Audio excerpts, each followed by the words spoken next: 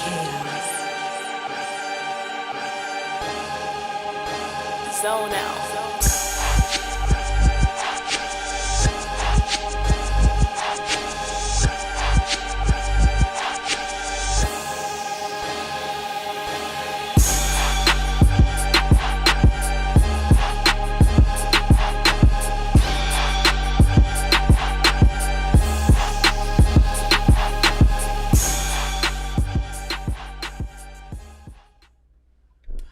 Yo, you already know what it is. It's your man Khaos on the MIC.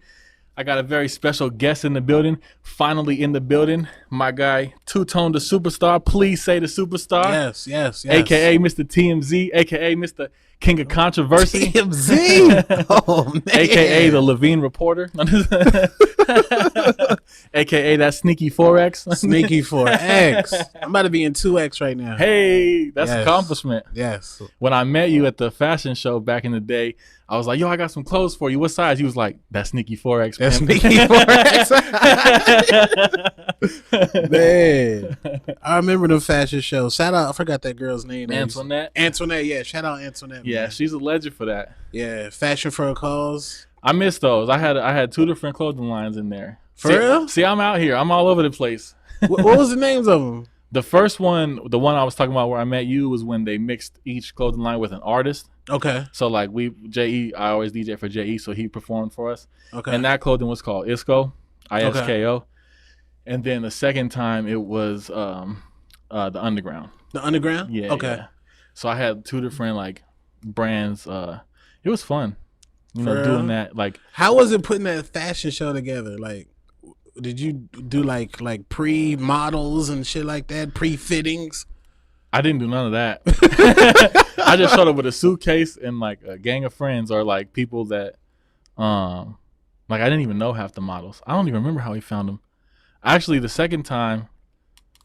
first time they had models there, so you can meet them in the back and see if they wanted to do your shit or whatever. Okay. But it was easy for me because it was just like a t-shirt brand, so I didn't have to like get their sizes for their dresses and they booty and stuff, So so you were like, nigga, just throw on a t-shirt. Yeah. What size, yo? Yeah, what size? 2X, 3X? Yeah, they definitely need to bring fashion shows back to Arizona. Yeah. It was fun. It's a whole different vibe. You know what I mean? Right. But shit. Anyway, thanks for coming in, man. Thank you, man. We have a pod, a Zoom pod. Yes. Mid pandy. A pandy pod. And that was the pod where in the background you saw all of my girl's shoes. Okay. I had no background. You might have seen red bottoms. I would hope. Wedges. No wedges. She don't wear wedges. I don't think she'll wear wedges. But it was a lot of girl shit back there. Yeah. I think I remember. Yeah. But the setup now is, whew. Yeah. The setup is lit. Yeah. I'm definitely gonna get to that. But first, man, how was the Too Short show? I seen you up there doing your thing. We was there for a little while. I step out sometimes. Okay. But I didn't make it all the way to Too Short though. We was there more in the beginning. Man, that was concert of the year to me. Really? Like the amount of people that was there, because it was packed. Field, the vendors was nice. I showed up and the promoter, my man Daniel, was like, yo, they got a barbershop in the corner. Oh shit. And I was like, a barbershop here? And they was like, yo, yeah, go get a cut. I'm when they cut. They was like, yeah, we donating cuts. It was a state of the line barbershop. I never seen that yet. Yeah, it was incredible. I forgot his name. It's called Getting Poppin' Fades. Salute to them. Drinks was flowing. Like DJ Quick just walking around, no security. Corrupt walking around, no security. X-rated. X-rated was acting like he was still in prison a little bit. I was like, does this nigga know he out of jail? That's so funny. I had a DM from him talking about like let him know the features is cheap or something while I'm in AZ. Oh yeah. I saw some people screenshot it and post it, but I didn't know I had, because I don't ever check the request. Right. So I seen it the other day and I was like, all right, I got you. But it's like already after the show. Yeah, he was like, yo, the features is half off. I said, X-rated features half off? I was like, how much is it? 500? No, I'm joking. Salute X-rated. I was surprised though, because like when we left, it was probably like half full. But when I saw the videos, that shit was packed. Like it filled up for sure. It was crazy. It was we had a West Coast moment with Corrupt and DJ Quick dancing on stage together. Hell Just yeah. to think like the history of like the West Coast, like Corrupt's been a Crip, DJ Quick's a Blood, and have them both on stage together dancing and just celebrating their career. That was epic, incredible. Hell yeah. Yeah. That's dope. And I heard you pieced it up with Swerve. Oh yeah. I did see Swerve there, Lee Kirby. Not the government. Lee Kirby. See, the thing is, like, the thing is with me and Swerve, like, I've never had like we interviewed each other, but it was just like an interview. I never like kicked it with him outside of the business, outside of that. And working with him at that event, I could check his temperature and say, okay, whatever rumors is out there about him, the misconceptions, it's not true. This man lives and fucking breathes hip hop. Like, oh, for sure. he is a hip hop historian. I don't think, I'm gonna say this on the record on the Chaos Show, I don't think he's a culture vulture at all. He has indirect comedy, which I am a fan of. A lot of people may not like his comedy. But hey, that's the way he is. A lot of people don't like the way my comedy. They don't like my jokes. So hey. Yeah, not everybody's gonna like everybody. Right. And honestly, these days, the more people that don't like you, the more clicks you're gonna get anyway. So yes, yes. But with him, like, I don't think people know he's like a comedian. Right. So like he actually like falls under that title. He's like, I'm a DJ and like a aspiring comedian or comedian type of thing. Right. And that's the whole thing is like people will take somebody's joke out of context and then use it to like cancel them or some shit. You know what I'm saying? Right. Like a Dave Chappelle or, yeah. you know. Like, especially in this era, like you said with Dave Chappelle, like, it's even hard for comedians right now to tell jokes. You know what I'm saying? Like, back in the day, like Eddie Murphy, they would have canceled this fucking, like, I watch Eddie Murphy Raw, Eddie Murphy Delirious, I'm like, no. He wouldn't have survived this era. No, and that's the one thing I don't like is like all the canceling and stuff. But Right. I mean, some people can get canceled for a valid reason, like a Harvey Weinstein type character. You know what I'm saying? Right. But when it comes to comedy, I feel like that's the last thing that we have. You know what I'm saying? I think we have to hold on to that. We have to fight back and make sure that our comedians can still be comedians. And then also, like, you're funny as hell. Like, you might not consider yourself a comedian, but you still need the door of comedy. You know what I mean? You need that to still be there.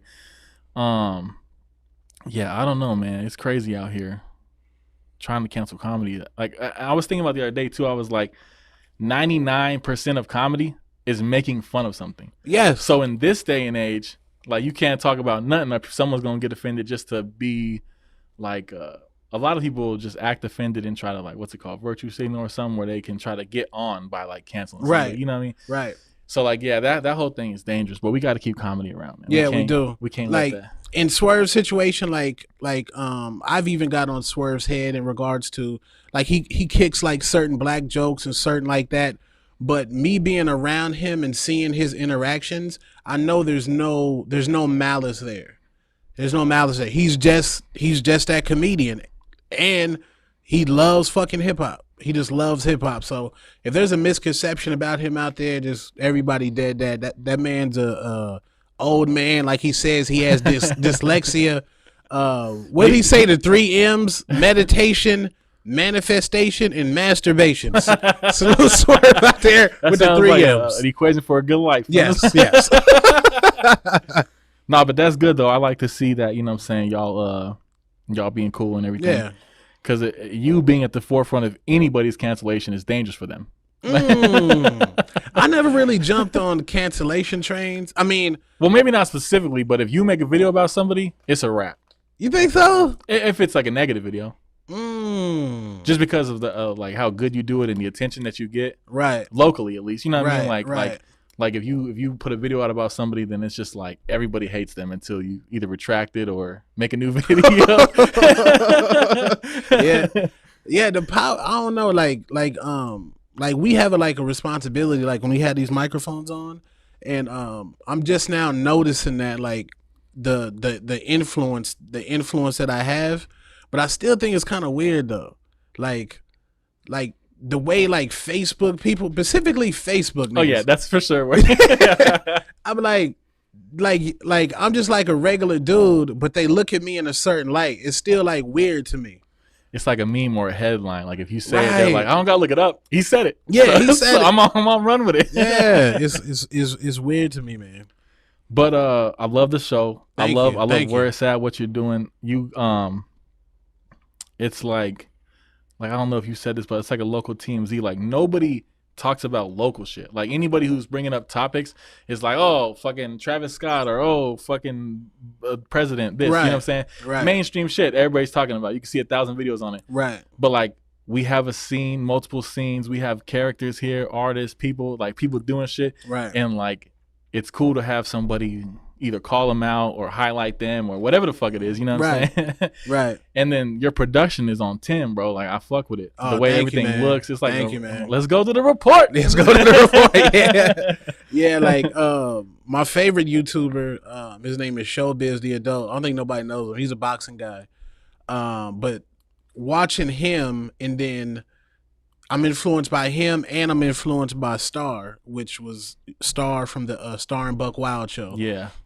He got canceled. He got really canceled in real life over that Aaliyah shit. But that was back in the day, right? Way back in the day.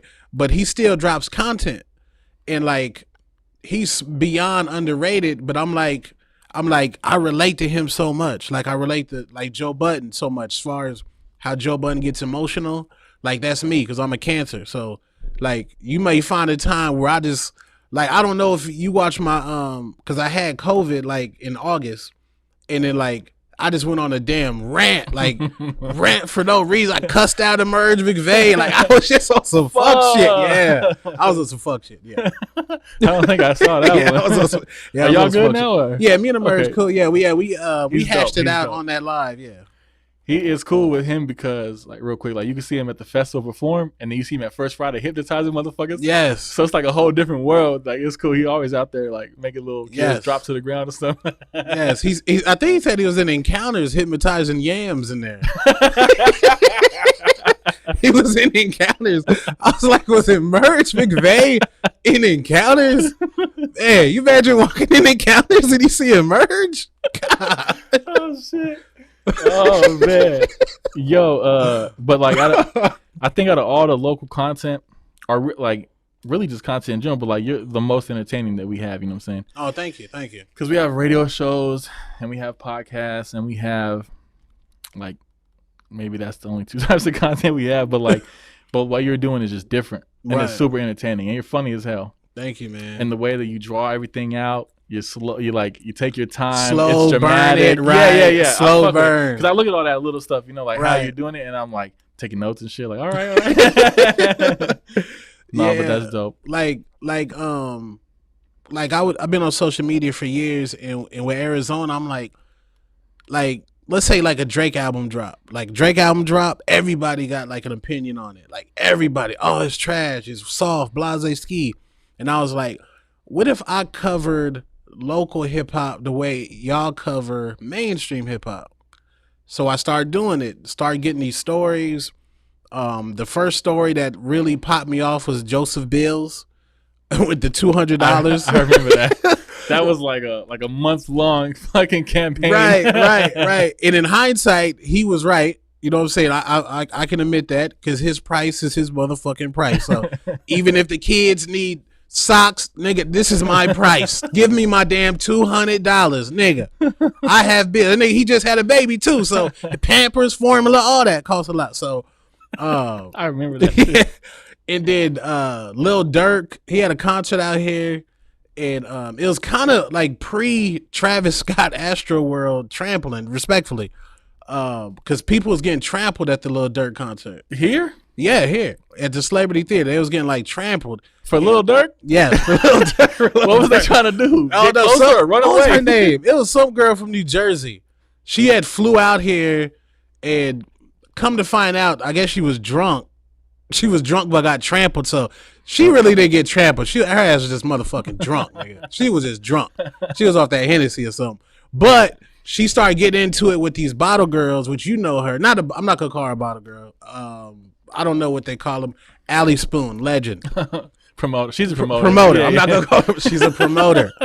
And then I had them on the Hatrix. Like that was huge to me. Like what the fuck? They is on the damn Hatrix. So that was a great episode. So it was funny. Yeah.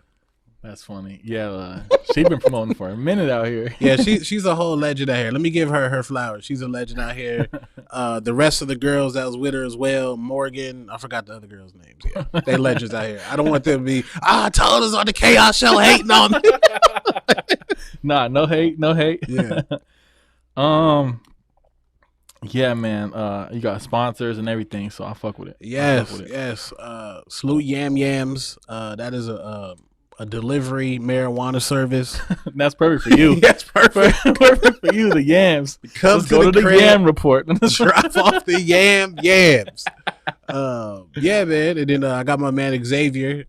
He's doing air conditioning and heating. You know, in That's Arizona, big here. you need that. Yeah. That's cool. Yeah, I'm gonna need to give me some sponsors soon, man. Man, you got it, bro. This I told you, I was like, you was running the late night. This is a whole late night show. Let's get a band in this motherfucker. No, that's the goal. Like I don't give a fuck about the word podcast or the category at all. Right. You know what I'm saying? Like that's where late night chaos, the whole idea came from. We might Right. have talked about it on the show, but yeah, Yeah. like now that we have the space and now it's just about time putting it together and like, Right. waiting for the world to come back a little bit more. But that's definitely the goal, you know, like a whole ass fucking Jimmy Fallon type of shit popping Hell on some local shit, you know? Yeah, and you get your own Jim McMahon in there, and like, I love late shows. I love late shows. Always will. Yeah, for sure. That's the goal, you know. So maybe 2022 we can get that popping. You Get know what that I'm saying? cracking. I keep talking about it, so someone's gonna steal my fucking idea. So I got to get on it now. You got to get on. You remember Peter Rosenberg tried to do it with Complex for a Yo, little bit. Yo, and it's like that gave me like inspiration for sure. When I seen him do it, and I was like, okay, anybody's doing it. Right. That's when I was like, you could do a YouTube late night show, you know? So Right. I don't know what happened to them, but it was kind of cool. Like I don't know. Yeah, I don't know. I think when Joe left Complex, that kind of soured their whole content because they was like, oh, Joe's not there. So, because even academics stopped messing with them. Yeah, I fuck with Joe. I was big on the JBP until they split up, and then now I kind of catch it every now and then. Some people Yeah. like it more, some people like it less, but like I feel like they was doing like they were good together. And then like perfect in the chemistry. beginning, I didn't like the two new guys. I didn't know shit about them, but now it's growing on me a little bit, and I'll catch it and stuff. Yeah, like Ice, the guy Ice, he's been a Twitter, like a black Twitter member for years. Like his Twitter following is crazy. Oh shit! And he was Joe's, like, one of Joe's best friends, and that guy Ish is also one of Joe's best friends. So I like the dynamic, but not even gonna cap Rory and Maul, even though Maul, in my opinion, is the worst podcast ever, say that respectfully, their chemistry was fire. He's the cool guy. He's Too cool. He's the too cool for fucking school. Maul be like, oh, y'all be having sex with the lights on? Oh, y'all use forks? Yeah. When he started painting his nails, though, I was like, oh, I thought he was the too cool for school guy. Yeah, I was like, New what's York going be getting on? to him. Yes, what's going on, Maul? Come on, man. Have you watched the Rory and Maul podcast at all? I did. It's kind of hard to watch. I can't get through it. Nah, me neither. I tried a couple times, and I thought I was gonna like it because I was like, oh, they left. I like them, but I was like, nah, it's definitely the three of y'all that I liked. Right? Yes. Like I love Rory, but Joe and Rory, it's like they work off each other. You know what I'm saying? And Rory calls Joe out on this shit. Joe calls out Rory, and like Maul. I don't mean to hate on Maul, but like I think anybody could be in that third seat. Anybody could be in that third seat. Yeah, I can see that. I can see that. Yeah, that whole shit was crazy. I seen you reported on Joe being bisexual. Oh, I don't see. And then you came back and was like, okay, he's not. I didn't care either way, but is he? That's because I didn't watch the shit. So like, see, that's a good thing too for your content. Right. Cause like I got that from you. Okay. So like I'll learn shit from you, like because I don't have time to pay attention sometimes, or I don't see an episode. Right. So when you said it, I was like, oh shit, that's happening. This is real. Yeah, and then Mercedes had hit me. It was like, he's capping. It's not true. Then Bryce Breezy, who's Markham's manager, is Joe Budden's godfather, and he was like, no, it's not true. So I was like, damn. I mean, like you said, I wouldn't care either way, but it's like it's one of those things where you watch somebody like twice a week for years, and you feel like you got their shit down, and then they throw you like a fucking, you know. Like, but I looked at it as like Joe being Joe. Like that's some Joe Budden shit. It's funny though because I wouldn't be surprised at all with like how he acts, and like how he dresses and shit. Like he could be like a Metro, you know what I'm saying? Like he's trying to look good all the time. And it's like, why you trying so hard, bro? Right. You're shooting for two genders. That's why. And like he would say certain stuff, but I never paid no attention to it. But like if he is bi, like I'm still not gonna stop watching. Like, no. Like to me, in my opinion, he's like one of the goats. Like for Joe sure. Rogan, Joe Budden. That's another one. Like Joe Rogan, I feel like I always call him the Joes because I watch both of them. And right. Shit. But like I feel like I fucking know Joe Rogan. Like I feel like that's my uncle for sure. Like I've seen thousands of hours of him. I know his opinions. Like I know how he probably answer a question. Right, you know how he gonna say that shit. Yeah. Like it's like he puts on like podcasting master classes. Like him and Joe is like, God damn, like they just so fluid, and most people don't get it because podcasting is still new to people. But people like us, we pick up on like the flow and the shit like that. How Joe's gonna I need to get content this fucking week. You know he's on like that Drake rant in the beginning, that like saved that podcast. Like that saved it. Yeah. Blew the fuck up. So I didn't even really know that Joe Budden had a podcast, or I wasn't really paying attention to him aside from like his rap shit until I used to be big on Breakfast Club and Hot 97 until the world blew up and I needed different perspectives other than your typical hip hop liberal fucking, you know what I'm saying? Like they're all saying the same thing. Yeah. But so like I saw him go on Ebro and they banged on him for firing Marissa. Yes. And that's when I was like, oh, you got a pod? And he like blew up and I was like, I want to see more of this guy. And I started watching religiously after that. Yeah. I love those old episodes of what's how I name this podcast later. Them old episodes. Love even with Marissa. She was fire too. I like Marissa. I didn't see any of the episodes, but yeah, I came in right after. Yeah. So I think that's when Maul or Rory came in right after her. Yeah, right? They Maul came in and then Joe said Maul never left, and Joe said he was hiding the detergent in his room. The detergent. Yo, man, so before we get a little serious, what's up with are we canceling Travis Scott, man? No. I know you saw my post. I was like, look, a third of America thinks it's a conspiracy and he's like devil worshiping. And then the other shit is broken up political. It's like a third of them want to cancel him based on facts. Right. And then a third of us want to forgive him based on facts. Based on facts. Because no one has the fucking facts straight. And I posted that and people have been arguing all day on my shit. And I was learning stuff because I didn't know enough. I knew enough from the outside to make my post. Right. Like, oh, this is how everybody's reacting. But I didn't give an opinion specifically on it because I didn't know enough. But yeah, man, you can't blame an artist for some shit that happens at they show, man. Nah, like I watched the Travis documentary on Netflix, and he was saying in that documentary that people would pass out at his shows, and people fight, pass out, and OD at every fucking show with 50,000 every festival, people. Right? Yeah, every festival, any show that big, like that shit happens. It's regular. Right. And his job is to keep the show going because hopefully the staff is handling it. And when you're on a stage that big with monitors and 1,000 fucking lights pointed at you, he can't see past like the 10th row anyway. Right. You know, at least that's what I would think. Like it's gonna fall on Live Nation if I believe that they're the concert promoter. I'm just kidding. They ain't sponsoring this pod. It's gonna fall on Live Nation. Now, if Travis was on video inciting, like if he was like throwing out commands like, yo, y'all niggas fuck this stage up, or yo, I saw somebody write that. I didn't see a video, but I did see that, and that's why I was like, oh, that's a little right. If he gave no commands, Travis Scott is good. Yeah. Even though it's a sad situation that 8 people died, a 9-year-old kid died. Oh, it's horrible. Yeah. Right. But we're just trying to figure out what really happened. You know what I'm saying? Because there's so many stories and conspiracy theories, but the shit I read was saying it was from a security guard, and he said that he was one of the few security guards working right in front of the stage. Somebody tried to rush, he put him back, and then Travis immediately started talking shit to him. Like, oh, fuck you for making that guy do what he's supposed to do. And then he went on and said, then that's when he said, like, yo, fuck it, rush the stage then. And then they did. Like, so they said Travis said that. I did see like a testimonial that he did like kind of incite the chaos a little bit.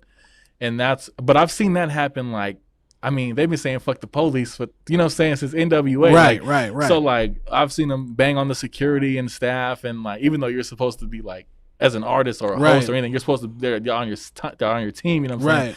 But I have seen that happen, so I wouldn't put it. I've never seen Travis Scott perform, but I wouldn't put it past somebody to just be hype and be like, "Yo, fuck security." Yeah, fuck and everybody's this like, shit up. "Ha!" Because everybody's screaming and shit. Because like you just want them to get hype, but yeah.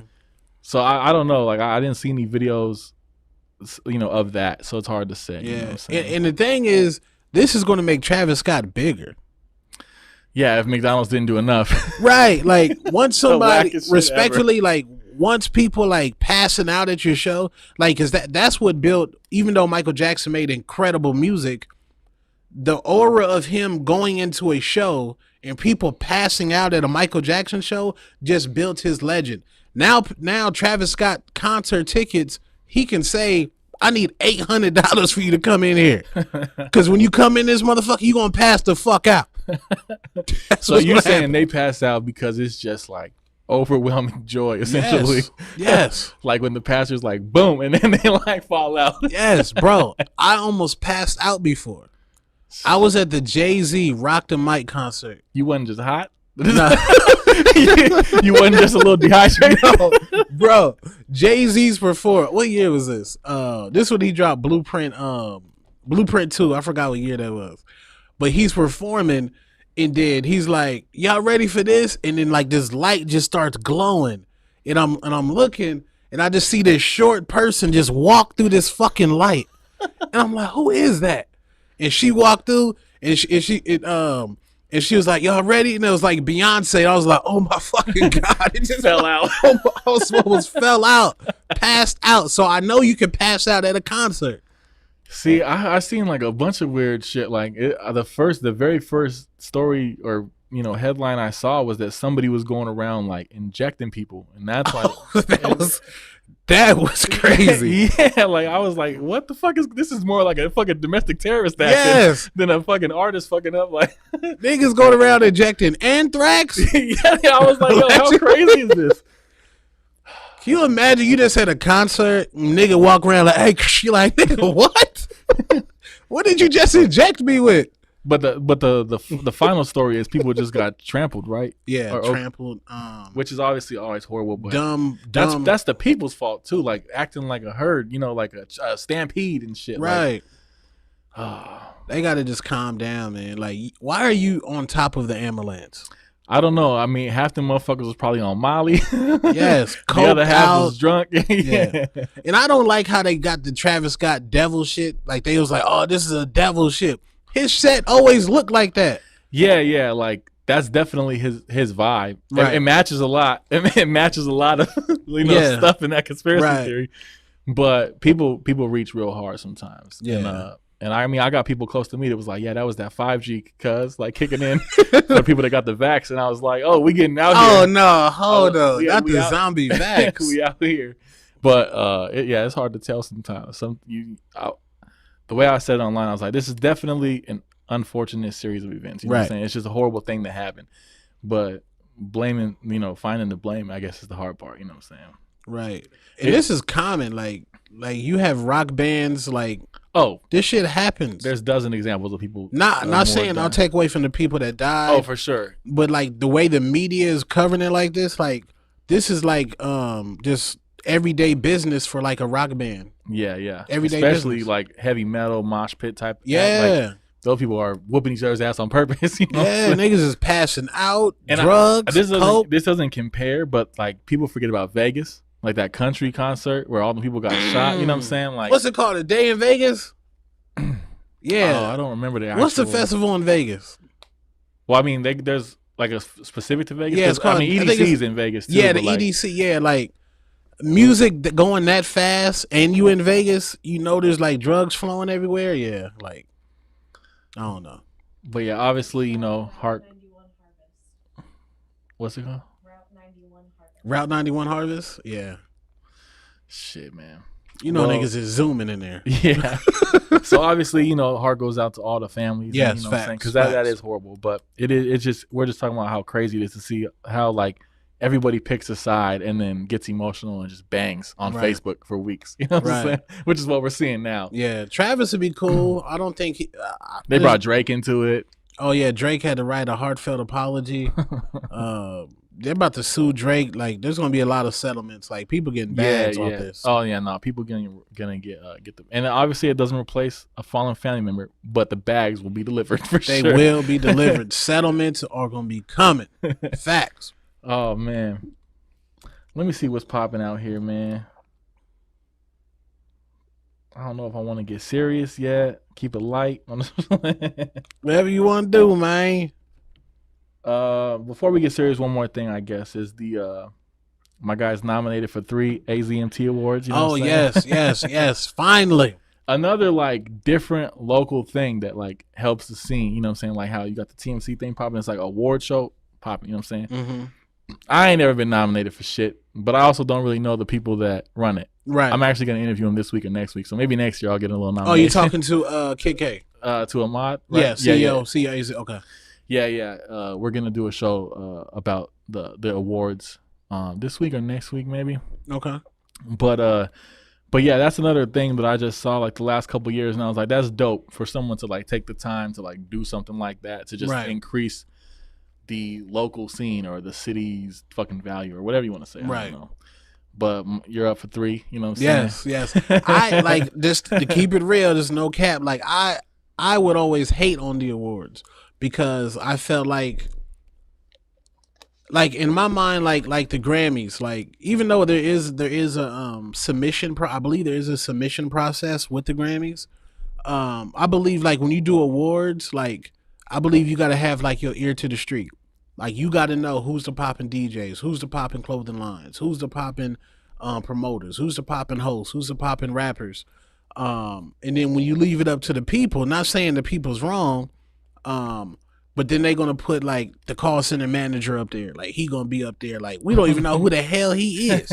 We just know he performs on Fridays. Yeah. You know what I'm saying? And he got a whole call center behind him. So all those votes. And so this year I was like, I'm going to embrace the process and not hate on that man, because at the end of the day, that's his dream. And I don't want to be like a hater to his dream.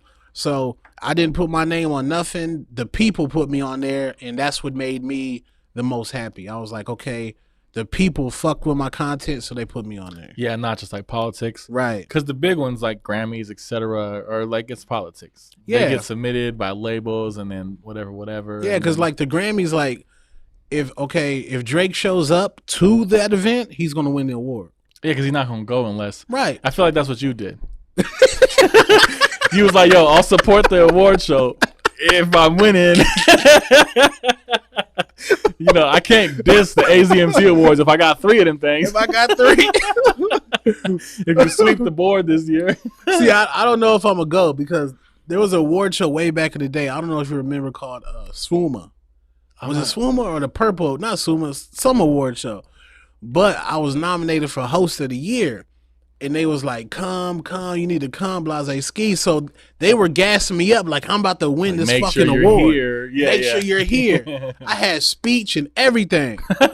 No. As soon as I got there, they was like, so-and-so wins. I was like, damn. I walked out of there. I was on my Kanye shit. I was heated. You get up there and you was like, you know who should have won this? And then drop them like. I was heated, bro. That's funny, man. Nah, like it's dope, man. Like, you know, next year I'm gonna have to try to get on the board. For something. Like this year, you definitely should have been nominated, because your show, it looks nice, it's different. You definitely should have been nominated this year. You know what I'm saying? No, like, I appreciate it. Yeah. I I try not to get caught up in that, because we're just here grinding every day. You know what I'm saying? So I hope one day I'll look up and the shit is like you said, like I just got a little more power than I used to. You know what I'm saying? Right. People go on there and put your name on there and shit like that. But this year they kind of did get it right. They missed a few names, like a rapper by the name of Wo Nice, Young Face, Dub Flago. But for the most part, they got the DJs right. Pest, John Blaze. Yeah, I'm coming for the head next year. Yeah, are you back in the DJ game? Yeah, huh? yeah, I'm getting back in the game. You know what I'm saying? That's what's up, man. I got to, man. Like, that's how I started. You know what I'm saying? Back Right. in 07, that's who I've always been. But these last couple of years have obviously just been rough. But I miss it. You know what I'm saying? I miss the bag, obviously. I miss Hell being yeah. involved, being out. So I'm coming back, but I'm coming back with like a chip on my shoulder, low key. Okay. Just for like different reasons here and there. But there's a few people I'm specifically trying to bang on, you know what I mean? All right, so DJ shit. All right, so you used to DJ. Have you ever DJed a house party? Yeah, I mean that's how most people start, like high school and college. Okay, so what is like an acceptable house party rate for a DJ? If it comes with good drinks, like you get unlimited drinks and you get bomb food. Well, just to show like allegiance to my culture and all my fellow DJs, Right. a 4-hour gig should be like at least 300, whether you at a club or at a house or something. And especially if you bring in equipment, then you might want to up the price a little bit. Like if you got to carry in a bunch of speakers and lights and shit, you know, you might. Like 2 speakers. No, I'm saying that depending on the size, you know, Right. like if I'm taking a fucking stage and an LED screen, you paying for that separately, you know what I mean? But no, yeah, if you just willing into 2s and some speakers, like, you know, like 300, I don't really ever want to take less than 300, no matter what's going on. You know Okay. But I mean, if it's your cousin, you know what I mean? There's all kinds of variables. Right. But like for the normal going rate, you know what I'm saying, for a 4-hour gig, at least it used to be for like a regular deal, you know, 300. 300. Okay. Like if you're doing the club all night, because a lot of clubs they break it up now. You got multiple DJs. Right. But if you're on from 10 to 2, you should be getting at least 3. You know what I'm saying? No matter where you at. You know what I'm saying? Okay. Whether you at Jags or you at fucking Antro or you at fucking Right. Hi-Fi in Scottsdale, like, you know, that should be the minimum. That should be the minimum. With all of the recent technology and button pushers over the last few years, you know, the prices have gotten a little wacky. You know what I mean? but yeah, no, I would say, you know, for 4 hours. Do DJs look bad upon the button pushers? I guess it. Well, I put that time in to be a scratch DJ and DJ, stuff. So like, mix. When I see somebody just buy some shit and get a gig the next day or something, then it just like I don't ever like to be like jealous or mad. Like everybody get the bag, but just it watered down the industry, like the $100 bottle. You know what I'm saying? Like you know what I mean? Like so many clubs are the free bottle. Like when I was promoting in Scottsdale back in like 2013, 14, 15, they fucked up the whole industry by just giving everybody bottles. So now no one wants to pay for it. So like if you got all these guys coming in like, yo, I'll do it for free just so I can be here. Yeah. You fucking in my bag, you know what I mean? Or Chris Via's bag or M2's bag or any of these motherfuckers that know that they should be getting their bread, you know what I mean? Right. But yeah, I mean, I don't know. Like a button pushing is more of an EDM thing. Oh, okay. So like, okay. So like, if you're button pushing in hip hop, we could beef. Okay. Or I could say something because hip hop, you know, DJing is an element of hip hop. You know what I mean? Like the act of DJing. So like playing music is one thing, but DJing is different. You know what I mean? So like if you're playing EDM, you got CDJs. You're usually just fucking with the volumes. You ain't scratching or cutting or nothing. So like that's a whole. They're making $90 million a year. So I can't bang on them for pushing buttons. You know what I'm saying? Right. Like a Diplo or a Calvin Harris or some shit. They got the bag. They figured it out. They got more money than any fucking hip hop DJ. Damn, you're right. You know, so like I said, like I can't really talk shit about the button pushers from that aspect. But if you're in hip hop, or you're just like. I mean, I can't really bang on controllers anymore, but I used to bang on controllers real, you know. What's a control? That's where you like switch the song? just the one piece where they walk in with just like a little one piece where it has everything. Like, cause I got, you know, I came up on turntables, you know what I'm saying? So like, so you used to carry crates and crates. So I'm not that old. I came in after that, you know what I'm saying? Like I learned how to mix by ear on some random equipment. And then I finally got turntables, but you know, Serato was around when I started. Okay. Yeah. But I still learned the old school way. You know, I can match beats and play by ear. I don't have to look at the screen, you know. So like I take pride in that a little bit, but I definitely got to skip breaking my back on carrying records and shit. Okay. And that's why I always shout out people like Swerve or John Blaze or I think even Pest, you know what I'm saying, been in the game long enough for that. So like those fellas, they had to carry them crates. They had to carry them crates. Like one time, I was working with this one DJ at it was an Urban AZ event, and he was a DJ scratching. He was booked from a certain time. Then they had booked I would say a button pusher, and then he came in and he just blew everybody out the motherfucking water. He was getting lit. Just lit. Like he just had like pass the ox, nigga. He was like, my playlist fire. I mean, you know, and then that just comes down to who you are as a DJ. Your music selection is key. You know what I'm saying? You can't just be, Because like we've booked scratch DJs at clubs and it doesn't go well because they're scratch DJs. They don't even got Freak League or whatever. You know what I'm saying? They got drum and bass and scratch beat. You know what I'm saying? Yeah. So like we've done that, and out of respect, just to add people to the roster, and then you just kind of watch it like, oh, this doesn't really work that well. Right. You know what I'm saying? Like when you got a turntablist at some fucking 18 of hookah lounge. You know what I'm saying? You're right. But no, I mean I've seen the same thing. Because I used to host too. So like when I first came back from college in 2013, I had a crew. So it's hard to get 3 DJs booked at a club, but they'll take 2 DJs and a host. You know what I'm saying? So I started hosting. I was like, fuck it, I'll get on the mic. And then like I have a couple year good run, hosting at different clubs and like Cloud Nines and shit like that. And so I've hosted when people come in and do that. With the button push? Yeah. Where it's just kind of like regular, and then someone comes up and they just get it popping. Cracking. And they're not doing no DJing, but they're getting it popping. Yeah. And I'm like, oh, fuck, what do I do? Like, what do you do at that pass point? the ox. Yo, for sure. Give me the ox, nigga. Get your ass up out of here. Oh, shit. That's funny.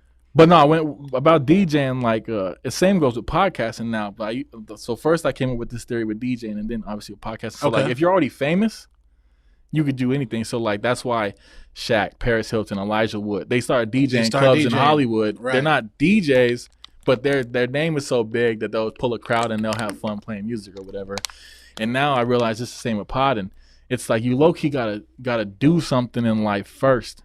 So like that's why I'm glad like at least I was a DJ and had like a short run and like I got my like network and stuff to start with. But if I would have just been nothing and started podding for the sake of podding, right, that's a way longer road than if you're Royals and you just start a pod on Spotify and get the bag immediately. And no one wants to hear you fucking talk. But because you're Royal, your pod is number one. You know what I'm saying? Or you're the president's wife, so your pod is number one. Or the ex-president's wife. You know what I'm saying? So like, yeah, I don't know.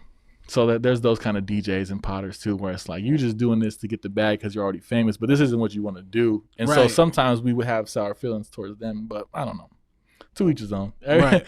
I can't ever get mad at someone else's bag. You know what I'm saying? Yeah, it just makes me work harder. It's like whatever you do, you know what I'm saying? Like whatever you do, like a lot of people in Arizona, like they were critical of DJ because they said, "Oh, we never seen a DJ, or we never seen her do this." Oh yeah, I've seen that stuff. Yeah, never do this. And don't say them. There's one person. Yeah. Well, whatever they say, they've had a long-standing beef. Yeah. And I'll be like, "Y'all seen her DJ the hip hop festivals? Like literally, she's DJ'd like the hip hop festivals and shit like that." She came in after me, so I haven't actually seen it. Okay. Yeah, because I was Icon for a couple years. They closed for a remodel. And then the Pandy happened, and then there was kind of a new lineup of shows like 411, her show. So they kind of came in after I left, and I had to like meet them through our group chat that we had that was so awfully crushed. Yes.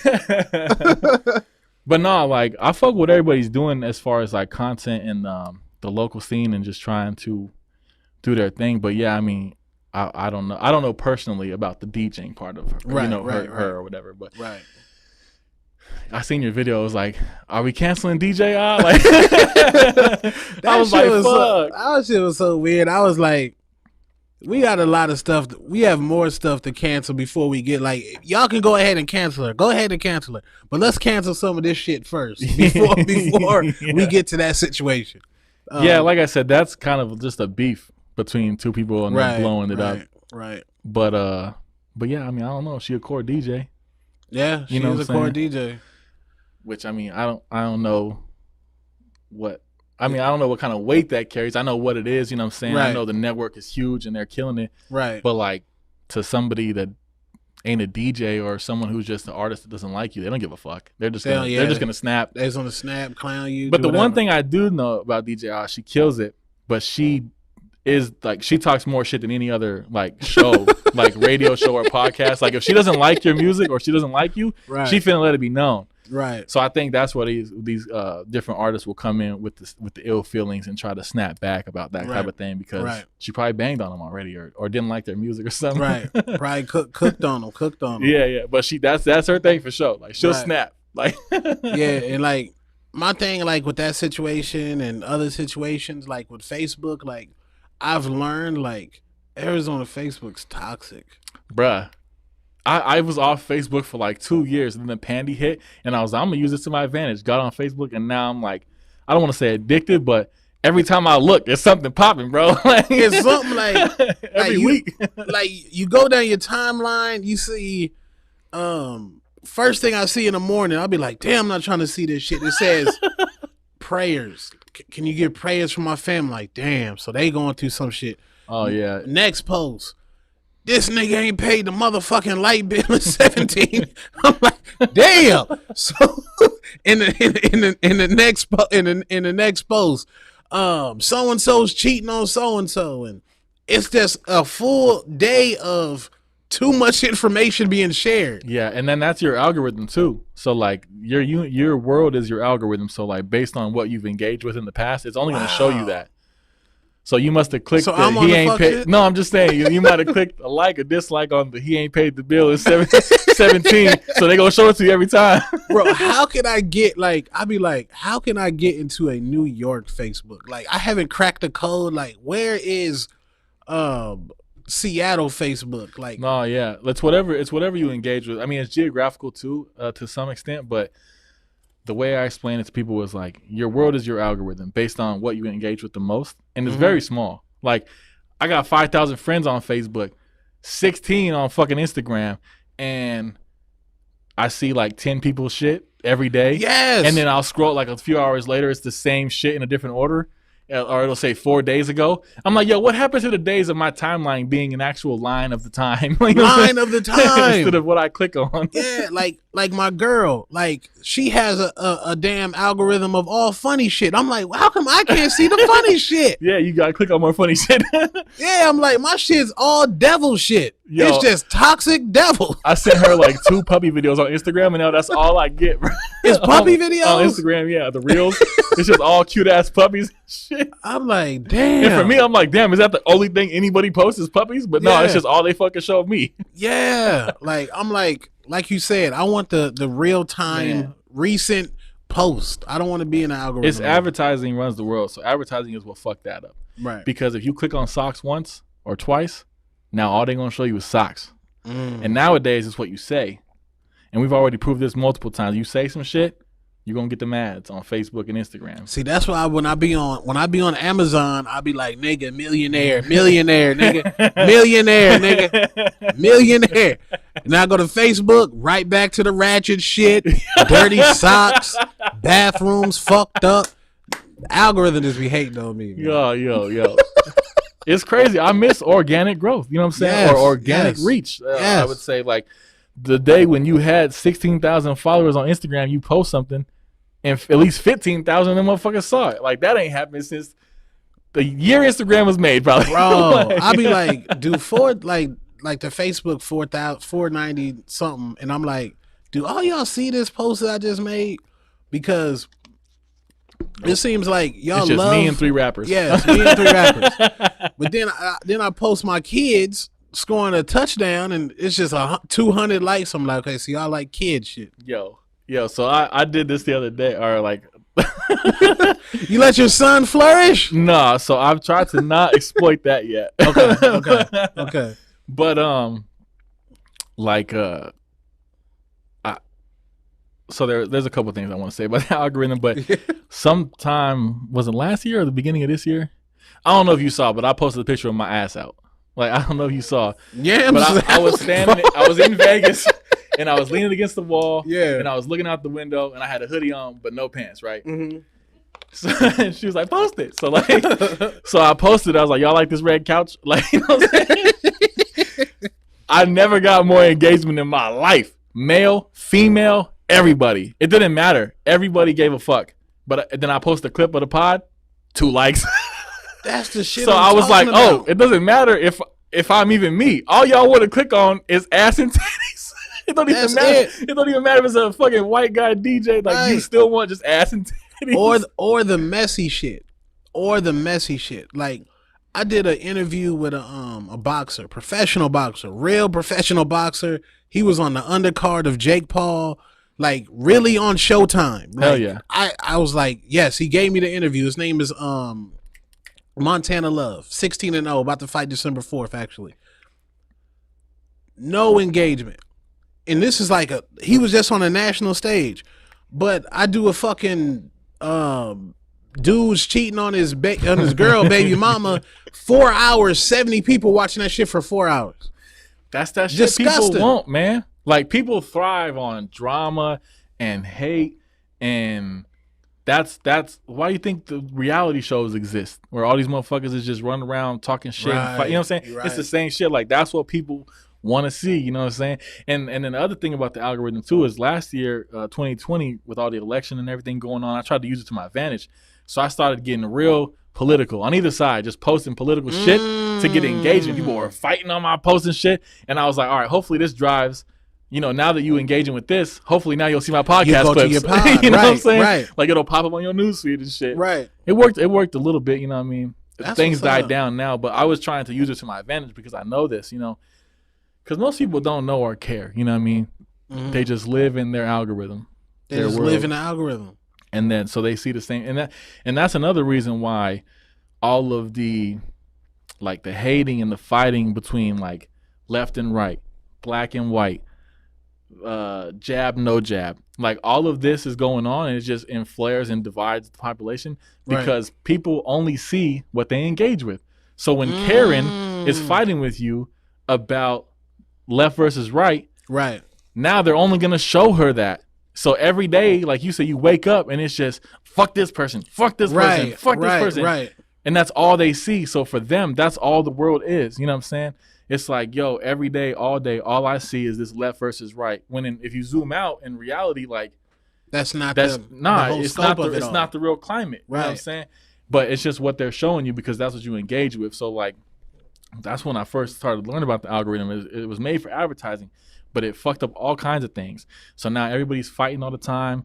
And then also the most recent stuff I was hearing was, like, you have, like, teenage girls with, like, let's say, like, an eating disorder or anorexia or something. Right.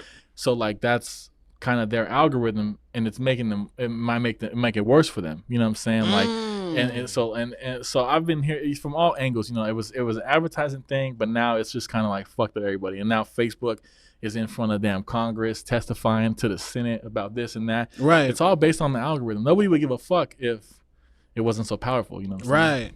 That's crazy. Damn. And I went to school for advertising, so it's weird. So, like, it's just like advertising runs the world, and it always has. It's with the apps, like, I forgot what show I was watching on Netflix, but they say, like, if you haven't checked your phone in a while, they'll time the notification. Oh yeah, they'll show it to you later. The like has already happened. Yeah.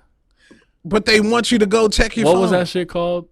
Social Dilemma. Social Dilemma. Yeah, I love the way they broke it down in there. It was like watching, you know, that Inside Out, the kids movie. Yeah, where you're in the head. when you're in the it head. was like that, but for social media, it showed them in there like, oh, give him this. Oh, that didn't work. Give him a friend request. Give him this friend request. And I've been noticing it in person lately. So, like, I'll be like, damn, that was a spicy post. I don't see any notifications. So I'll go to it and I'll start seeing all these comments and shit like, why y'all motherfuckers ain't telling me? Were you waiting until I wasn't looking at my phone to tell me? Right. Facts. So I'm trying to do an experiment where I turn off all notifications just to see what I would do. I know I'm going to be reaching for my phone because I'm addicted. For sure. But I'm going to try to do it, turn off all notifications. Do it. I'm gonna try. It's very liberating. So like my phone doesn't beep or even vibrate for any reason. Okay. And it's mostly like to be free of it. Like, oh, I'll check a text when I have time. Mm-hmm. But also like I work around microphones, so even the vibration will fuck you up. You know what I'm saying? Facts. So yeah, like if I miss a call or a text, like whenever the next time I look at my phone is, you know, I'll see it. Right. So like on my Facebook Messenger, it doesn't even have notifications. Like I have to go check it. Like specific. So you have to make it a point to go check it. Yeah. Okay. Oh, let me check my messages because like it's mostly business. You know what I'm saying? Right.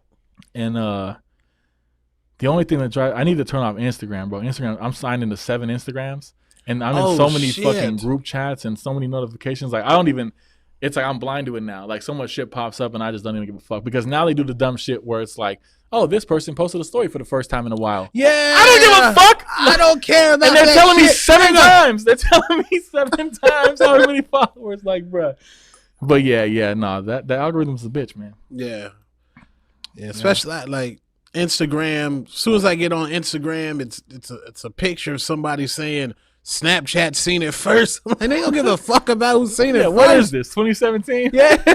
I ain't heard that in a minute. Yeah, I don't care about that, man. Like, I haven't cracked the Instagram code yet. Like, how to get, like, because I be seeing people with 200 likes, 300 likes. I'll be like, damn, how the hell did they get that? I don't know if they buying followers or buying likes or some shit like that.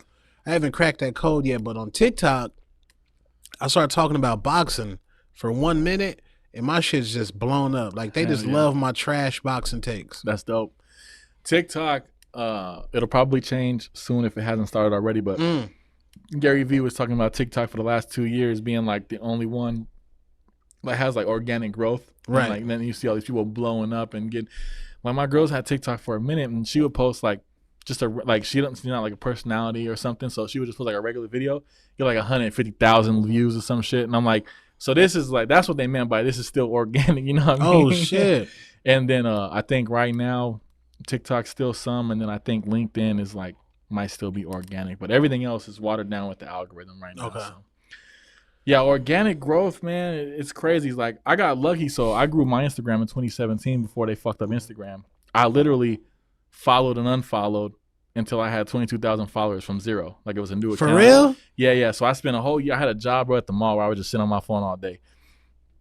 And I followed probably 120,000 people and unfollowed them. And then that's the percentage that followed me back was about 22,000. Oh shit. So, and I did that in 1 year. Went from 0 to 22,000 by following and unfollowing. And it was targeted. Like, it wasn't random. Like, these are all people who followed hip hop radio stations locally or other DJs. So they were more likely to follow me anyway. Okay. For the follow back, you know. And it slowly just trickled down since I'm at like 16.6, you know what I'm saying? But that was one of the hacks or one of the ways to actually grow that shit. To get some growth like that? Yeah, but you can't do it anymore. Like, Instagram blocks you now. Like, you can only do so much deleting or following or unfollowing per hour and all kinds of weird shit. Yeah, it's crazy, man. Yeah. Cause I want that blue check. Cause I believe that'd be best for my career. Like that, like even like that blue check would co-sign my work. Where people be like, oh, okay. Like, that blue check is crucial. I should have been had it on Twitter. I was popping on Twitter back when that shit first started. Yeah. And like, I was like, damn, how in the hell do you get these damn checks? For sure. I mean, I've heard there's people you can reach out to. Right. And it's not fake, but you could just like rush the process or start the conversation for the process. Right. Or I don't know. Like, I haven't looked into them much because it's important, but I just was like, I don't know. I just never looked into it. Yeah. I just heard stuff. That's my goal for 2022, to become verified. Verified? Verified content. That's my goal. Two-tone the verified. Please say the verified. All right, man. Let's get into some shit, bro. Okay. So last week, I took my queen to Barrio Queen on the west side. The new one. In Avondale? The new one, yeah. We had to try it out. Because we used to drive all the way from Buckeye to Tempe, but now there's one a little closer, you know what I mean? Shit is bomb. You know, I'm sitting there waiting for the food. Okay. Scrolling on Facebook. And I seen the most flagrant shit I've ever seen in my life. And like, I showed her, and she was like, oh my God, who's talking about who that way? Mm-hmm. And I posted, I was like, yo, I don't know anything behind this, but if anybody ever talked to me like that, I would have to fight them. Win or lose. It's it's mandatory. Right. At least that's how I had felt at the time. Right. But, and since then I've seen you make a video. I've seen him do an interview and kind of caught the little gist of it. And I don't know if you want to dive into it or not, but Van Michael, bro, was on your head. For whatever reason, you know what I'm saying? And that was the first time I ever seen somebody come, one, at you, but like two, like just that crazy, like talking about somebody's personal life and like and it's just like disrespectful. Like, industry shit is industry shit, you know what I'm saying? But when you bring in people's family and stuff, then it's like, all right, now we're man to man, you know what I'm saying? Like, type of shit. And I'm not trying to speak for you. I'm just saying, like, instantly I got mad for you. I was like, oh shit, you know what I mean? I was like, damn, this is what it is. Right. And so I don't know if you want to speak too much on it, because I think, you know, Facebook kind of has the gist of it, but it was some wild shit, man, going on between you two, and maybe still, I don't know. That's why I'm like, yo, you don't have to. Right. But what's up, man? Like, did you kill that man's dog or something? Did you run that man's dog over? Well, I mean, like, I I mean, I'm gonna keep it real, y'all. I'm being honest with you. So, there was a Mercedes from Urban AZ, legend, Arizona hip hop legend. Period. Great promoter. Mercedes, she was connected. I think I follow her on. Yeah, just she got the bandana, right? yeah, On the picture. yeah, just connected with West Coast, East Coast. Like, if you an artist, that's somebody that you would want to throw a bag at to get you to a next level. On her Twitter, she has a great Twitter following. She's in Black Twitter, funny as hell. She had posted a screenshot of this of this text conversation, and then I was up in the morning, so I grabbed the screenshot. I just grabbed it. I read it. It was a screenshot of a woman talking about Mercedes. I guess Mercedes allegedly liked this person's picture. And then the girl on Facebook starts saying, "Why you liking my man's picture? You know, he work in a grocery store. He got bumps on his balls." Oh no. Yeah, like she started going in, and then Mercedes was like, "You know what? That person just promotes for me. Plus, I don't want him. I'm a lesbian." So she shut that girl down. So I thought that clip was funny, the text. So I was doing a morning show at the time called The Morning Fuck Shit.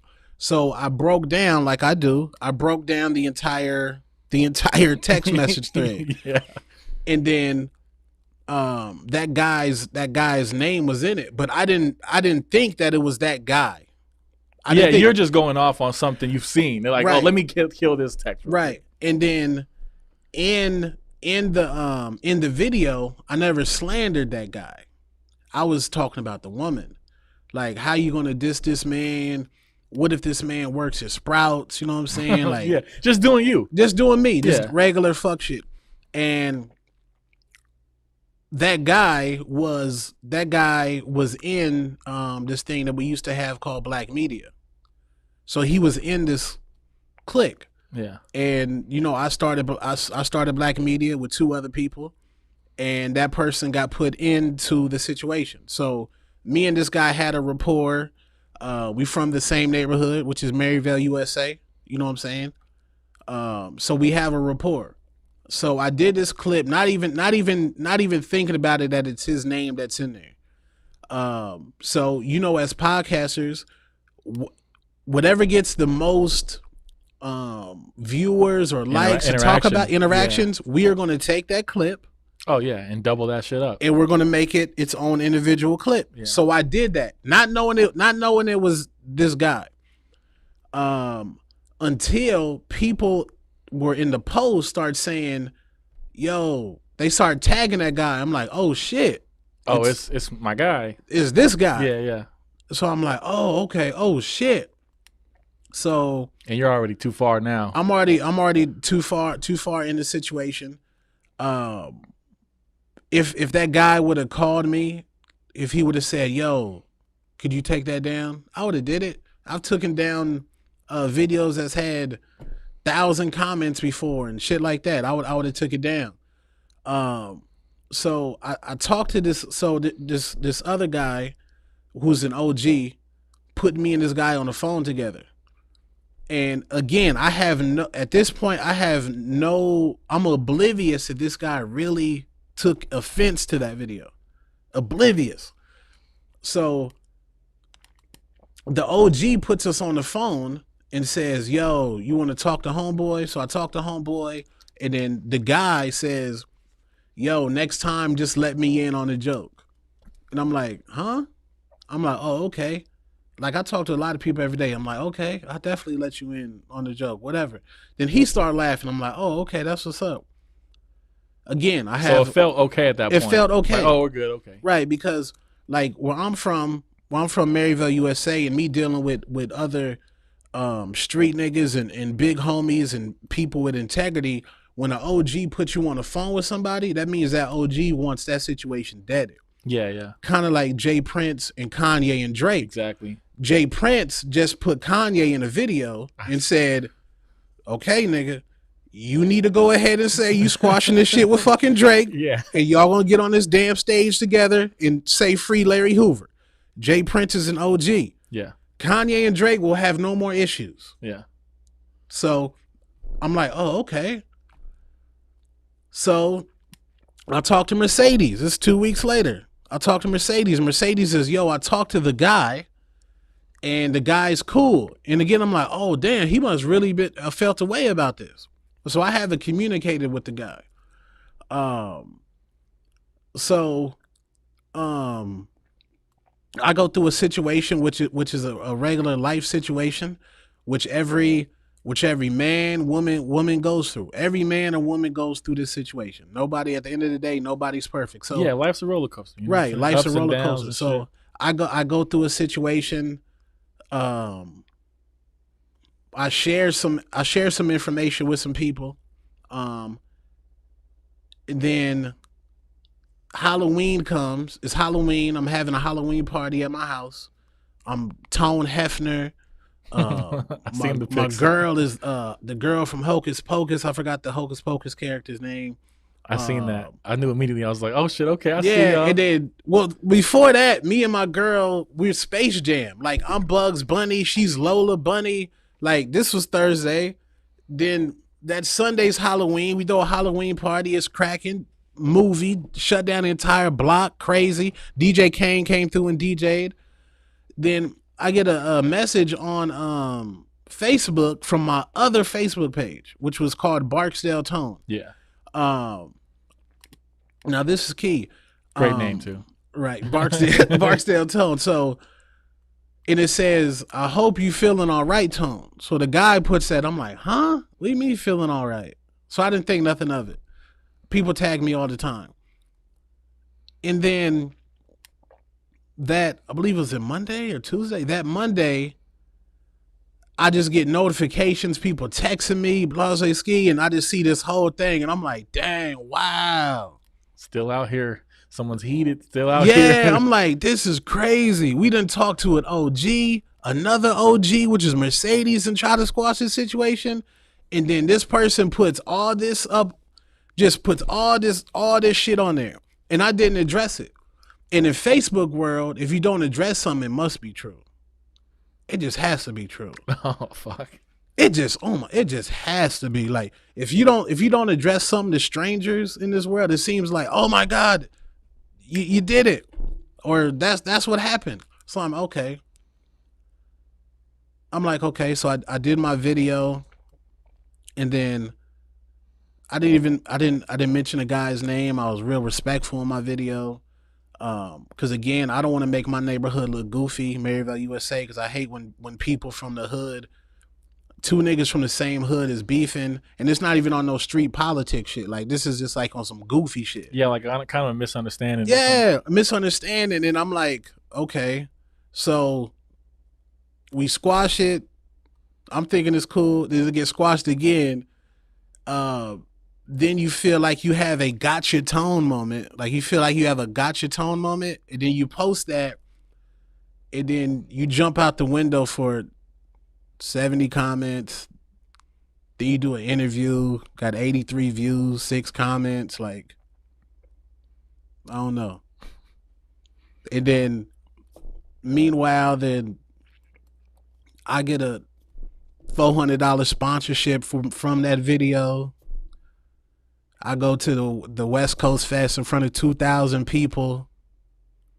I get a free haircut. I get paid to host in front of 2,000 people.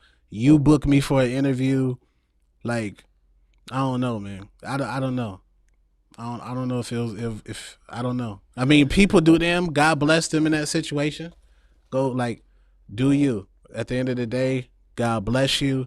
I hope like. I look at situations now, like you don't know what somebody's going through. So that guy may have been going through a different situation and projected that anger out on me. Oh, for sure. Yeah, that happens. You know what I'm saying? And like, I just want that situation to heal. Like if that guy needs healing, he needs to heal, or, you know what I'm saying? Like a lot of people need to get their platforms off the ground. Like saying that respectfully, like I'm kind of cool in the space right now.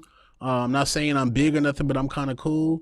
You know what I'm saying? I don't want to say clout chasing or nothing like that, because I don't think I'm big enough to clout chase on that situation. But at the end of the day, as you see, my queen is right there. She's right behind you, and that's where she's gonna be. And at the end of the day, we don't give a fuck. Yeah. Two-tone and Superstar. I've like this is me. I don't give a fuck. Yeah, no. Knowing you, I was hoping that you were just gonna let it roll off. You know what I'm saying? Like everybody was gonna make their content, and then at the end of the day, like as far as you said, like in the streets, like it's peace out here. Like I know you're not trying to do nothing crazy. Right. Hopefully he's not trying to do nothing crazy, and hopefully we can just get past it. But it was just like a wild ass moment. You know what I'm saying? Like yeah. And it was public, which is why I brought it up. Where it's like you know what I'm saying, like if everybody was seeing the shit, which is and I know people are gonna be like, well, you do the hatrix and you talk about people and do that, but I always stand on integrity. I've always said I don't diss nobody's kids. I'll never diss nobody's woman. Yeah. I'll never diss nobody's family.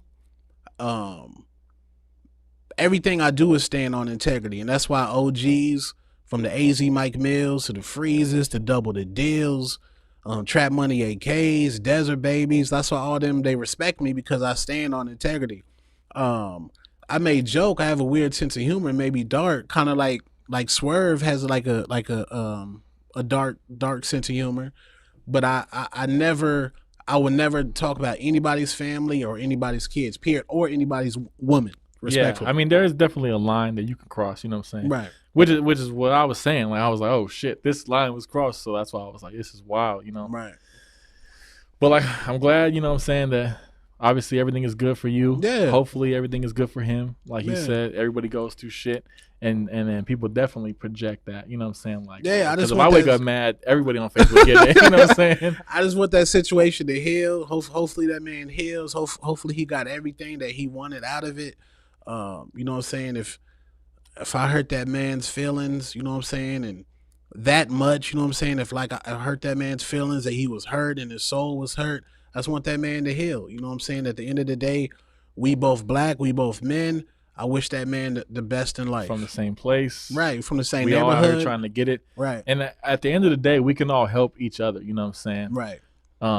Grow, especially in the local scene and then even beyond that, Right.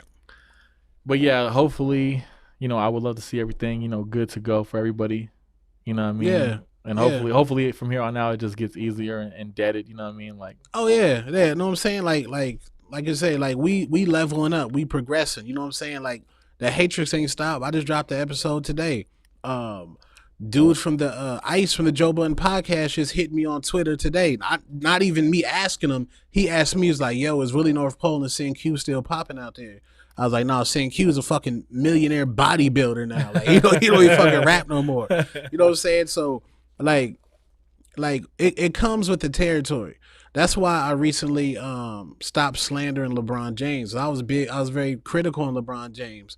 Now I understand LeBron James's plight because LeBron James wakes up every day and Skip Bayless has something to say about him every single fucking day. And that's like was me. So I'm waking up and these people I don't even know, they talking about me. So I'm like, okay, I must be progressing in that Joe Budden, Charlemagne the God level. Once you get to that level, people they're gonna say anything about you.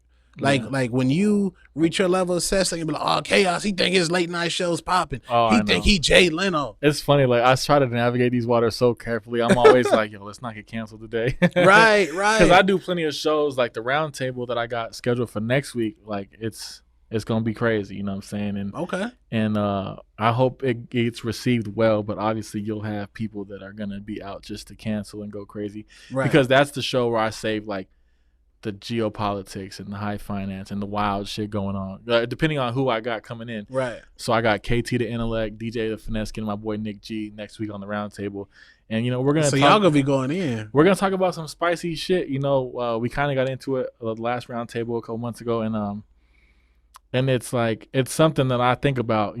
Obviously creating content. It's like, yo, you don't want to ever either upset like the wrong people or people get offended to what you're saying, but at the end of the day, like if we're just going over documents and articles and facts and stories and then telling our opinion, it's like it's not necessarily us spreading hate or anything. We're just trying to get to the bottom of stuff. I don't know. I don't want to like go too crazy about what happens next week. I don't want to bring it on me, but it's just I think about that all the time. You know what I'm saying? Where it's like, yo, one day I'm gonna wake up and there's gonna be 1,000 motherfuckers talking shit. But only because 10,000 motherfuckers watched, which is what I need. Right. Like I'm gonna embrace the hate, embrace the comments, because I tell you, bro, like on YouTube, like I don't even read like negative YouTube comments. Like I'm oblivious. I'm like when people especially be like, YouTube. Yeah, I'm oblivious, and like I've learned that Facebook, like there was a website back in the day called 602streets.com and arizonabeats.com that was for hip hop out here. And like it turned into a form of entertainment for me. So it was just like me get on there, post, maybe throw a troll out there, get some comments, leave. So it wasn't like productive for me. That's how I feel with Facebook now. I believe I've hit my ceiling on Facebook, not outside of like my actual two-tone superstar page that I'm building, but my personal page. Like we got a 5,000 friend ceiling that we can reach on there. Yeah. So I'm a more focused on TikTok now and more focused on Twitter and YouTube. As far as Facebook, I don't know, man. It's too many weird individuals on there. Oh yeah. So I came up with a theory, like I think it was a couple years ago, because like we have people come in here, because everything we do for all your media, advertising, promotion, print stuff. So a lot of times people come in building brands or building a brand, like, or either a company or like as a DJ or artist or something like that. And like for me, I don't remember whose show I was doing it with, but I came up with it. I was like, you got to pick a side. So it doesn't matter what you're talking about or who you are, but if you want people to relate to you, you have to pick a side, right? Because then they'll know if they like you or hate you. Either way, they're watching, but you have to pick a side. There's a lot of people that just play that neutral game, and I did forever. Like I tried not to be on either side because I didn't want to. But then I realized the only way to get a following that likes you and a following that doesn't like you is to pick a side on every situation that you're talking about. You have to pick a side and then let the people choose, you know what I'm saying? And then it will fall, you know, the chips will fall where they may, but you got to pick a side, you know what I'm saying? Facts. And so especially with like either politics or all the crazy shit going on in the world, it was like, oh, let me pick a fucking side then and let's see what happens. Like fuck see this what algorithm up one time. Yeah. I'm not gonna lie though, I put out 3 clips from the round table that we did last week, and then I tried to hit the reels on Instagram. I heard the reels is popping, you know what I'm saying? So I was like, oh, let me get some more views on the reels. The only 3 comments I got were all negative as fuck. For real? Straight hating. Like, who the fuck are these pussy ass motherfuckers? Like, they was like, who do you think you are talking like this? Like, type of shit. 3 comments, all from lamos with like less than 3 posts. That's who it be. Yeah. It's like, who the fuck are y'all? You know, you might not even know what the fuck we're talking about. You just trying to hear to spread that hate. Yeah. But I live, and he tells people every time they're on that show, don't read your comments, because like they have a lot more views and followers, so then they're in the thousands of comments. That's what Skip Bayless tells Shannon Sharp. Skip always says, don't read the comments. Yeah, nah. Skip don't even follow nobody. Yeah, no, you definitely want to stay away from them, especially the more popping you get, because you know there's always going to be haters, and there's always going to be people just talking out their ass to get a response. Right. Like a lot of famous people that I watch in interviews talk about, yeah, he was in my DMs talking crazy. So I responded. He's like, oh, hell yeah, I'm a big fan. I just wanted you to respond type of attitude. It's like, so that's how you chose to get my attention? Was to bang on me? You didn't want to come in and love, man? Yeah, man. So, like, at the end of the day, man, like, I live a great life, man. You know what I'm saying? Got 3 beautiful dogs. Just got another dog this past Sunday. A Rottweiler Cocker Spaniel mix. Uh-oh. Got a junkyard dog named Rufus. Nice. Got a diva named Charlie. And I'm about to get another dog called Puff, who's another female dog. You know what I'm saying? Got Disney cruises lined up, going to Dubai. You know what I'm saying? Like, I'm a fashionable dude every time I'm a You say you're going to Dubai? Yeah, I'm going I almost let that slip because I was listening to everything as a whole, but yeah, I'm going that ain't little. Yeah, going to Dubai, and you know what I'm saying? Watch what you say there. Yeah. Because that's one of those places where they don't give a fuck if you a comedian. You say some shit about the wrong person, you're disappearing. Right, yeah. You know what I'm saying? And, like Rocky Point Villas, and like, you know what I'm saying? Like, I'm blessed. I'm happy. My dad's still here. My son is healthy. My other son's a comedian, aspiring athlete. I live a good life. You know what I'm saying? Like, when I turn Facebook off, I sleep very, very good at night. Hell yeah. That's good. Very good at night. That's the important part. Right. Not the shit that we put online, but it's Right. like what's it like at home or whatever. Right. Facts. Speaking of roundtables, and I gotta bring this up. Okay. We almost had ourselves a hip hop roundtable. Yes. Until it was squashed by emotions. Yes. Like there was the what was it, AZ Media group chat. AZ Media group chat. And I thought things were going pretty well as far as like coming together and trying to promote things. And then that's when I started talking about doing the roundtable. I was gonna do it much bigger than this, like 8 or 10 mics with that for that one, in the back. And I think we even had a date and time plan. And then I woke up the next morning to like a text and a message from 2 different people. And I was like, oh, apparently this ain't happening. And I had to hit the group chat like, yo, my bad. We're going to have to reschedule. Right. And then like shortly after that whole group just kind of dissipated, Yeah, it went away. But it's crazy, man. Like, one, that the power that people would have. And then 2, just like people that you would think would want the unity and the culture to flourish, right, like squash it, right. And that was just a surprise to me, because I'm like Switzerland, like I'm trying to be cool with everybody, like right, I don't need a right, reason to beef, like right. I don't do the controversial shows yet, right. You know what I'm saying, yet. And but yeah, that was wild, man. We're still gonna have to get that popping though, like get in here with like a group of people for the culture. Yeah. I think they still waiting for a me and Justice like face-to-face pod. You know what I'm saying? I have no problem with Justice. Like me and Justice, we pieced it up plenty of times by giving us flowers, John Blaze, whoever's the influencers. I would definitely want a round table on that and be able to talk to them in that space, because we've never had conversations in that space before. Yeah, no, I would love that. And I mean, I've tried to arrange it a few different times, and then I was told to fuck off by certain people, and then I got different people, and then it was squashed, and then I was back. I was like, well, if you don't want that to happen, I've been hitting y'all up to do it, right? And they was like, oh, we don't want to do it. Oh, so you just squashed my shit for fun then? Like, and I was just confused, man, because I thought I was cool with everybody. But also, it might not all been directed at me, you know what I'm saying? Right. So I didn't really take it personal. I was like, all right, well, this isn't the equation that works right now for some reason. Right. But yeah, I think 2022 we can pull that off. I mean, let's do it. I think we can. I don't have a reason not to. Yeah, like I would love that, to be able to do like an episode, like a State of the Union type thing. Whoever they feel is influencers, even on outside of the podcasters and radio personalities, even if you wanted to go promoter wise. Because all those promoters, that'd be good for them to talk. You know what I'm saying? Exactly. And that's why I was designing the whole like Nights at the Round Table. It's a play off of my brand, you know what I'm saying? Right. Mixed with a little King Arthur shit. But I wanted to like, bring people in. So right now the first 2 are about politics. And it's with the 3 wokest motherfuckers I know locally. Right, you know what I'm saying? Right.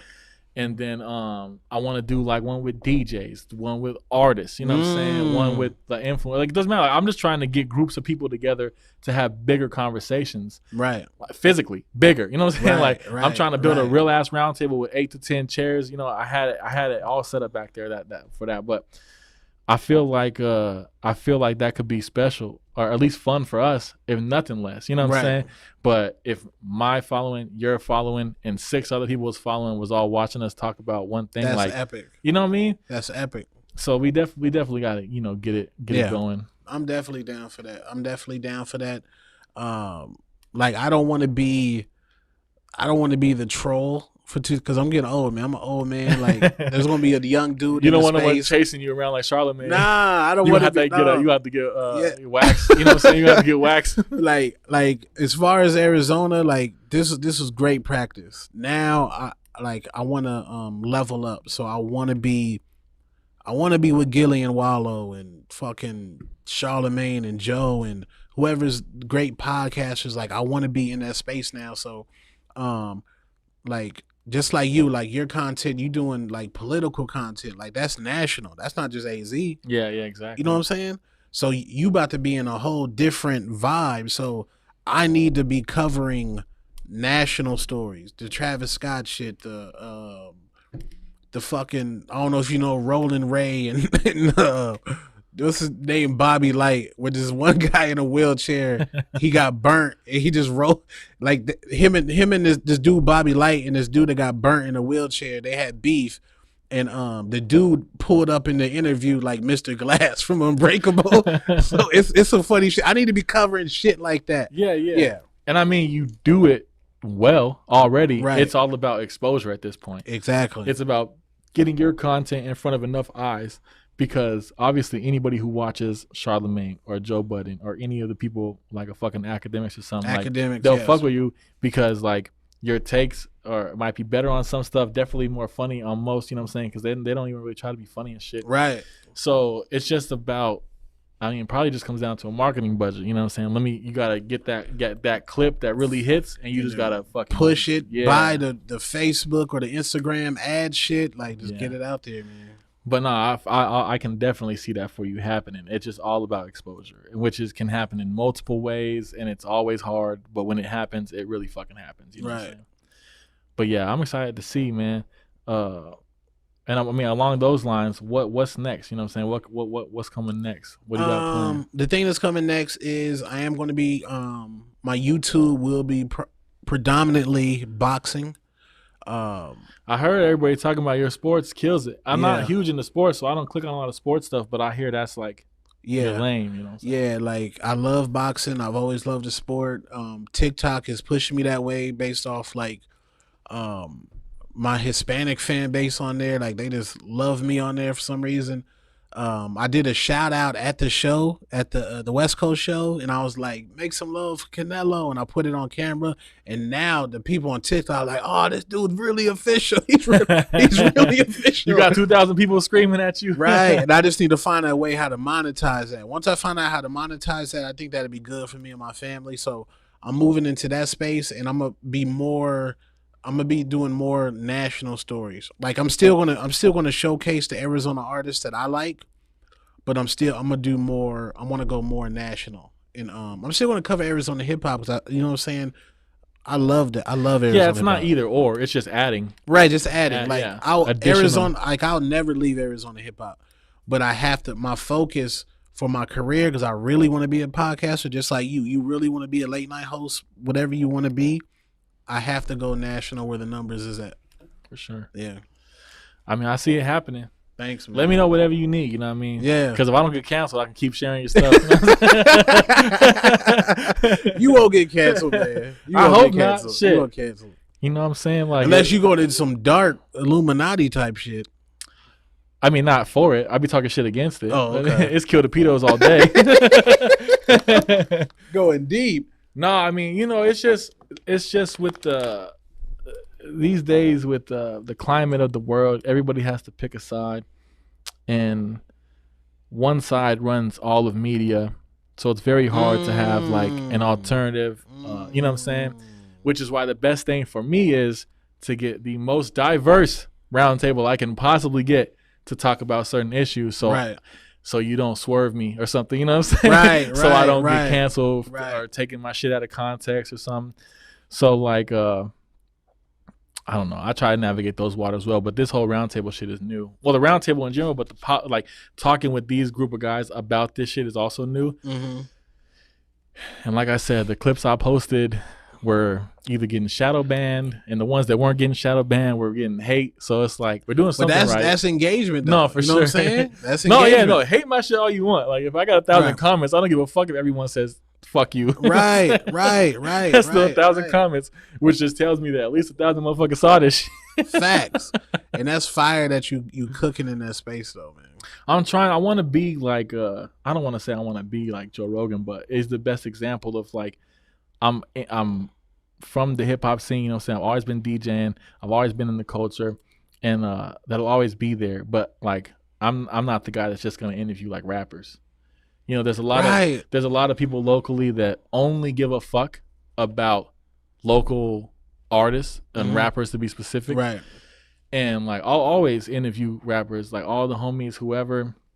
But I'm trying to get doctors, authors, porn stars, fucking DJs, like I'm businessmen, and I've tried to do it so far. Like I have like plenty of shows out that aren't, you know, rappers or something, but that's just what I'm trying to do. So if I can bring people on and talk about, like you said, real national shit that they're actually, you know, talking shit about on the news today. You know exactly. Then like who knows if your clip, if fucking CNN Anderson Cooper's like, yo, on the late night podcast, they was talking about this, or Bill, what's his name, Bill Maher. Yeah, like, Bill you know Maher. what I'm saying? I love his like round tables where he does a little comedian monologue, but then he talks about real shit like that. Yeah, and for me, it's not even, especially the last 2 years, it's less about clicks and more about just the truth, which is why all of my merch, if it's not the logo, it says the truth is chaos. Because the truth is and forever will be chaos in every aspect of life. That's the way we came into this life was chaos. Right. Kicking and screaming through the birth canal. You know what I'm saying? Like, that's chaos. And the truth behind almost every situation, whether it's an assassination or a fucking pandemic, it's like there's a lot of truth and it's all chaos and none of it's told. You know what I'm saying? So like you'll come across sometimes as like a conspiracy theorist on some issues or just crazy on other stuff. But my goal is in that realm specifically is to find truth from the gentleman I'm speaking to, because they're more knowledgeable than me. So like I'm here to learn from them and to really talk about these topics, because I feel like you said, like Facebook specifically is just, they're just going to read the headline or the meme. Right. And then we're expecting these people to actually go vote. You know what I mean? Like, it's like, how about we talk about both sides, whether you like it or not, like hear it. Cause like my entire life, I was blindly, I'm trying not to say any trigger words, blindly left because of hip hop. So my life was Breakfast Club and Hot 97 and Charlemagne and Joe Budden for forever and rap battles. You know what I mean? And I didn't even think that I was allowed to even have views like they might be more conservative until I actually saw black conservatives in the local culture here and on TV and shit. And I was like, because I felt a certain way, like I gotta just side with the home team no matter what. You know what I'm saying? All my best friends, college roommates, everybody is on this one side of things.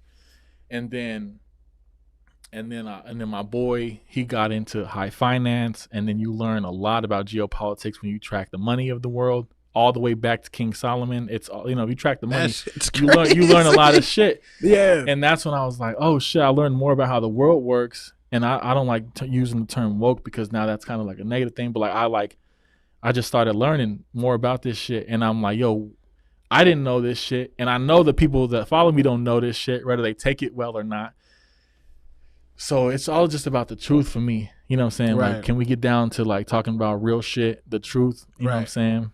And like I said, the truth is chaos. And most people, you know what I'm saying, live in a box and they're cool with it because the box was free. Box is free. You know what I mean? All that programming from media since we were kids, all the indoctrination we got from our schools, and all that programming to just be a fucking employee or a prisoner, you know what I'm saying? Like, you got to break out of that shit. And but most people don't care, which is why it's a tricky thing, because for all the people who don't care, they're like, oh, fuck you, because you're talking about this wild shit. Right. So like, it's just, that's why I'm always in here like, am I gonna get canceled today because I said the wrong thing? You know what I'm saying? No, man, you good, man. You good, man. You good, man. Nah, but I appreciate you coming through. Thank I appreciate you letting me rant, you know what I'm saying? I love hearing you talk your shit. We definitely got to do this again, you know what I mean? Oh, hell yeah. And then let me know whatever I could do, you know what I'm saying? Whether you need new merch or banners or you want to, shares, whatever the fuck it is. I'm definitely going to hit you for a banner. I'm trying to get a new banner. Let's get it. New banner, yeah. We do all that stuff, man. I'll hook it up. That's what's up, man. the family discount. You know? Yes, give me the discount. I need it. But hell yeah, man. Good show. Again, I appreciate you coming through, and then just keep killing it, man. Thank you, man. Keep killing it. We out.